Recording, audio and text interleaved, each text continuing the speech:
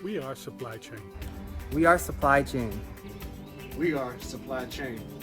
Nosotros somos supply chain. I am my supply chain group. I'm MSCG, and we're your supply chain group.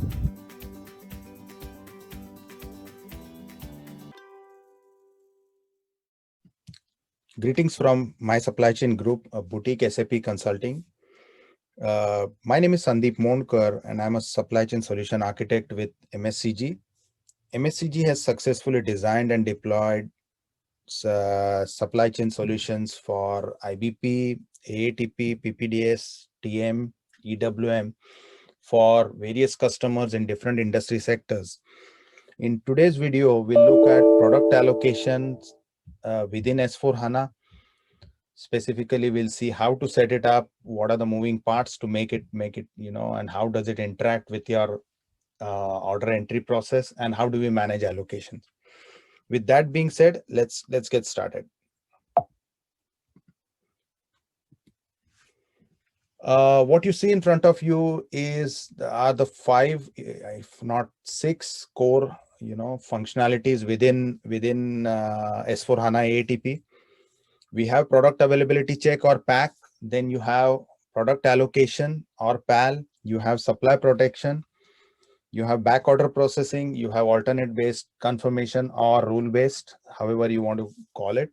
And then you have something called release for delivery, which is before you actually create your deliveries. If there are any changes that you would like to do to your initial order promise, or the confirmations, or the quantities that you have confirmed back to your customers.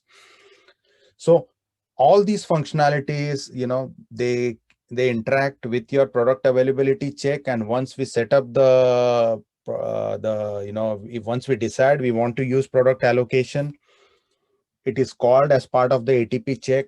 And when you run back order processing, because you take typically, let's say if you're taking orders 3 to 4 weeks in advance, if the demand and supply situation changes, back order processing can look at the new change situation from a supply perspective and reconfirm and propose any new dates if there are any changes.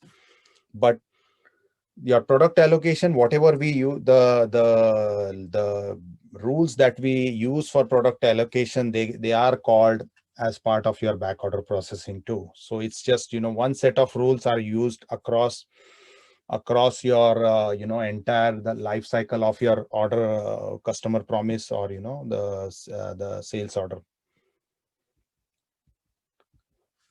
Now, what is product allocation? Essentially, product allocation is, plays a bridge or links, or is a link between your planning and your customer order fulfillment process. So you may be using IBP as part of your SNOP process, or as part of your demand planning process, and the outcome of that process, if it's typically a constraint forecast. And that constraint forecast, depending on at what level you do that, let's say typically it's at a customer product level, what are the quantities for a given bucket, weeks, month, those quantities can be transferred to allocation. So once you start taking your entering sales orders, they use the constraint that has been agreed by as part of your consensus forecasting process, or even it may be a separate allocation process within IBP. And then that becomes like a constraint as part of your product allocation. Some of the key concepts within product allocation, you got something called product allocation object, which is essentially where we define the rules, how we prioritize or rank, share of stock for a given customer product combination. What are the characteristics that we want to use for a allocation check? When I say characteristics, I want to use, for example, sales, or for example, material numbers, customer, region. These can be an examples of some of the characteristics. At this level, I'm going to do this allocation. And then we can define time buckets. Am I doing allocation check at, are the quantities defined in weeks or in months? It can be both. Okay. Then you have something called allocation sequence, where you may have more than one sequence for a combination of product allocation object. And if you exhaust the quantity for the first sequence, then it can go and look at your next sequence. Just to give you an example, for example, I may have a wildcard also defined as part of the characteristics. So now if I exhaust the entire quantity for an allocation object, then I can go to the next object and consume the quantities from that object. Third, but quite important concept which we'll look at today is sales allocation. We will talk more about sales allocation today. Typically, sales allocation is done before you do a product check or a supply check. So the concept here is what should be delivered. This is what the customer is asking. What should we deliver? This is quite important, because if I'm selling same product to multiple customers, I don't want one customer coming and taking away the entire supply for that particular period, and then you end up with stock out situation for the other customers. That's where this becomes quite important as part of your order fulfillment process. Then you have something called capacity allocation, which is, let's say if I'm getting huge orders, like let's say 1,000 pallets, for example, but my warehouse can pack only 250 pallets a day. So that can be an example of your constraint, can be a constraint as part of your capacity allocation. Okay. This is slightly different than the capable to promise kind of check that typically is quite common within mill industries, where you have block planning and other things where you predefine your production wheel and cycles, and based on that pattern, your sales orders follow, the customer orders follow that pattern. If you have those kind of scenarios for CTP, do reach out to us at MSCG. We have a lot of experience of working with various customers, discrete manufacturing customers who use production wheel or use block planning. So in system demo, we'll look at the characteristic catalog within product allocation. Then we'll see how the product allocation, we'll look at the product allocation object. We'll look at how the quantities are, associated with an allocation object, and how the products are assigned to product allocation. That being said, let's get in the system and look at some of the. So what you see in front of you is Fiori user interface for setting up product allocation. Customers who might have used APO GATP allocation or even using product allocation within ECC, this is much more user friendly, and it is more or less planner driven, depending on the authorization and what policies your organization follows. But the whole allocation check or the allocation setup is done in Fiori. And once the order start entry are entered, they go and do the allocation check. We can manipulate, we can report on the consumption, we can look at the consumption situation and just add or remove the quantities for a given bucket. So we talked about something called characteristic catalog. Essentially, we can set up your catalog. Product allocation can be set up for sales orders and STOs. In my example, I'm using product allocation for sales orders. If you see, there is something called catalog use type, which defines whether I'm going to use allocation even as part of the back order processing, or it's only going to be just for product allocation, which is your, at the time of order entry. So let's look at some of the characteristics that are available within product allocation. Okay. So what you see in front of you is there's a list of characteristics. We've got about 124.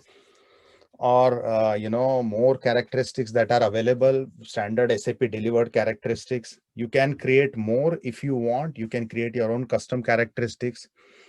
For example, you'll see that you got material number, because in my example I've used material, sold to, region, these kind of characteristics. You can group a set of characteristics and create your own characteristic value groups. And then once this group is created, we can assign that to your allocation object and then associate your products with that object. And then as sales order are entered, they go through the setup that you have done. So we looked at the characteristic catalog quickly. Let's look at how we configure the product allocation. First step is we define what characteristics are at what level we want to do your product allocation. Then what you do is you create an allocation object. So this is where what we are seeing in front of us is you can have your product allocation object at different for different time buckets. You can have it at monthly or weekly. Again, within a month, if we decide to use monthly or weekly, we can have this check done at either at material availability date. You can have it at a PGI date or post goods issue date, or you can even have it at requested delivery date. In my example, I'm using a weekly allocation for using requested delivery date as an example. So let's look at, we talked about characteristics. If you see, these are the characteristics that I have used for my example. I have material number, I have customer group, sales org, sold to, and plant. This plant can be DC, or even it can be your if you're doing direct shipments from your factory or plant, it can be that. Then you have something called unit of measure. So in my example, I'm using bags as unit of measure. So with this demo we had configured for a a milk powder processing customer. So their whole sales unit is bags, but it can be anything, right? Kg, tons, whatever it is. Then we talked about period type. This is in weeks. We have factory, whatever calendar. If you have a different shipping calendar, that can be associated with this. Then what we have here is, again, I've got 4 weeks backwards, forwards. We talked about it, similar to your forecast consumption kind of thing. How many weeks in the past I have to go to check if there is any remaining allocation available to consume that before I go in the future. In my example, I'm using only sales order. There's no STO. So that's why there is a no for the STOs. So we looked at the basic setup. We looked at the characteristics that we have associated with this allocation object. Once this is done, you save it. Then what you do is you assign products to your allocation object. Okay. So in my example, we looked at, I created an allocation object for requested delivery date, 4 week backwards, 4 week forwards. And this is where actually I have these 3 products I've associated at different plants. And, what's the validity period? I started from, is it going to be for 1 year, 2 years, whatever, depending on what your allocation, at what levels you do that. This can be downloaded or uploaded from either from Excel, or, as I said, it can be an outcome of your forecasting process, right? So it depends how you do that. Once this setup is done, then let's look at how you manage your allocations. Okay. So what you'll see in front of you is, now I have, as I said, I'm using 4 weeks, the requested delivery date, and that too in weekly buckets.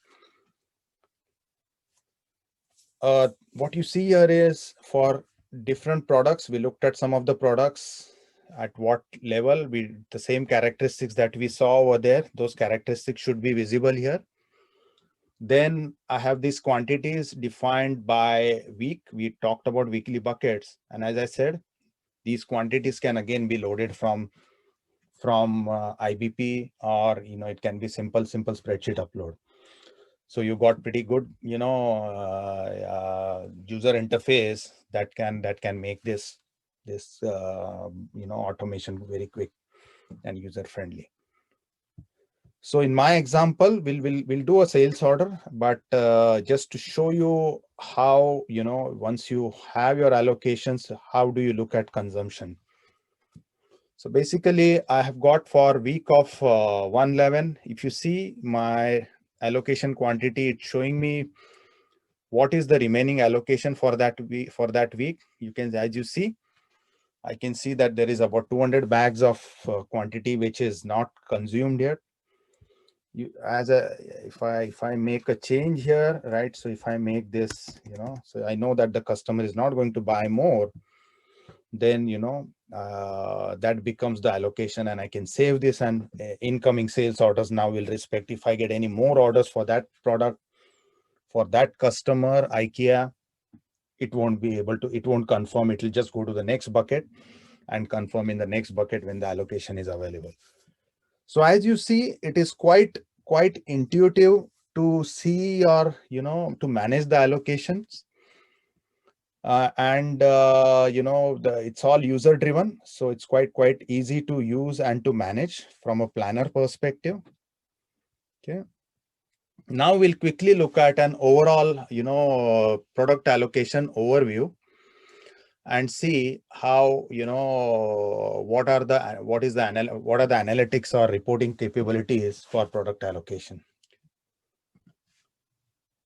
So in order to do that, we have a separate tile for product allocation overview.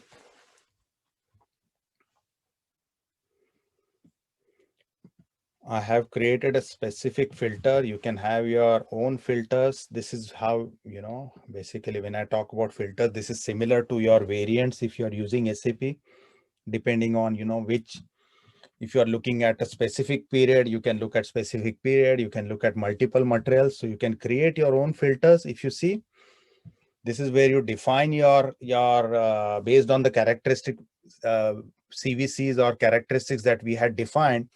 Based on that, I can, put additional filters over here. What you see on the right is show me all the orders which were confirmed late. So now if I just click that, it will just give me a list of orders which could not confirm on time, but were confirmed in either in the next bucket for whatever may be the reason. You may have a situation where your allocation was not available, and that's the reason, that's how it's keeping a track of which orders were confirmed on time versus which orders were confirmed late, or even which orders were confirmed short. Like say for example, I've got these 5 orders which were 5 order line items which were partially confirmed, or what was the requested quantity and the confirmed quantity is 0. So it is totally, all these orders are unconfirmed. Okay. So it gives you a good overview of your entire order fulfillment, order allocation process, or the allocation situation for a product, for a customer, depending on how the product portfolio is managed in your organization. That's about your product allocation. So now quickly what we will do is, we'll take a sales order and just see how it interacts with your product allocation situation. Okay. So I'm not going to create a new order, but I am going to have an existing order that I have created, and we'll see how the allocation situation, how it is even visible as part of your order entry process. For example, we looked at the way I had assigned this product to my allocation object. And if at the time of your ATP check, it goes through your allocation, because I have flagged this material as product allocation, relevant for product allocation within ATP. So it goes through that product allocation. We looked at your allocation object. It goes through the same, what you see here is 4 weeks backward, 4 weeks forwards. This is the allocation object that we looked at. customer, the date, check date is this, but the confirmation date is 1/11. This is again based on the allocation available for that week. If I didn't have allocation for this week, it's going to go for 4 weeks forwards and check where the allocation, when the allocation is available, and come back with a date based on that. Okay.